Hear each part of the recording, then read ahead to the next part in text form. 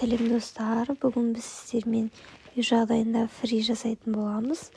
Ол үшін ең алдымен каналға тіркеліп, қолдау білдіріп кетіңіздер. Сонымен біз бастаймыз. Бізге қажет заттар: картоп осылай тазаланған, 2 жұмыртқа, тұз және сухари қажет болады. Осындай қарапайым рецептпен өте керемет фри дайындайтын боламыз. Балаларыңызға немесе өздеріңізге жасап жесеңіздер де болады. Картопты тазалап алып, осылай турап бөліктерге бөлетін боламыз. Мен кішкене ерекше болсын деп осылай турап жатырмын. Сіздер өз қалауларыңызша турауларыңызға болады. Барлығын осылай формаға салып бөліп алатын боламыз. Картопты турап болғанша мен сіздерге фри жайлы бір мәлімет айтқым келіп тұр. Яғни фри сөзі мейрамхана терминінен басталады. О баста фри, яғни ет пен балық өнімдерін қуыру деп аталған екен. Кейіннен ауыспалы мағынаға еніп, картопқа айналып кеткен көрінеді.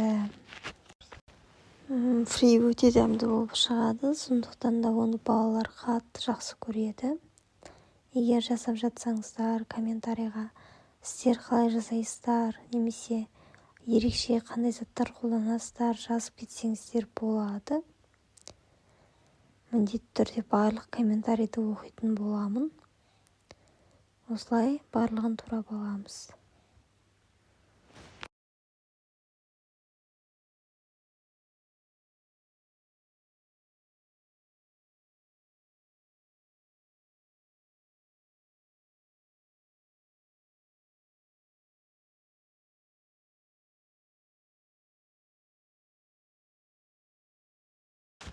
Біз барлығын формаға салып турап алдық.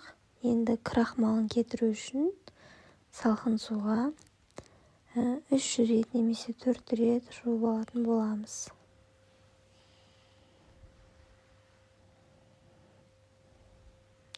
Егер крахмалын жумайтын болсаңыздар, картошка жабысып қалуы мүмкін. Сол себепті міндетті түрде жуу қажет.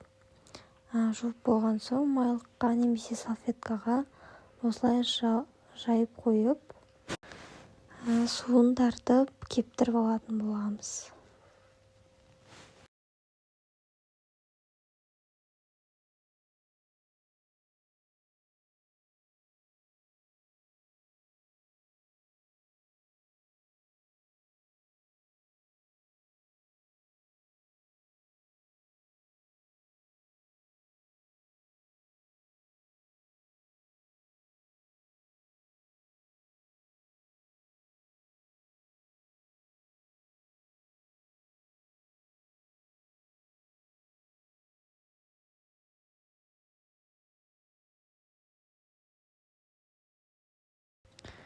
Мінекей біз осылай кептіріп алдық. Енді ыдысымызға қайтадан салып, дәмдеуіштерді қосуға кірісеміз.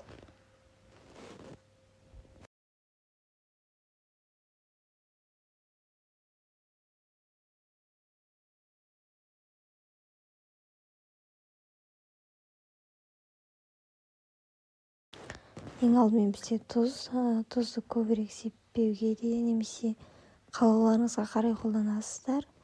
Және де сухари, 1 немесе 2 жұмыртқа қосып, жаймен жақсылап араластыратын боламыз.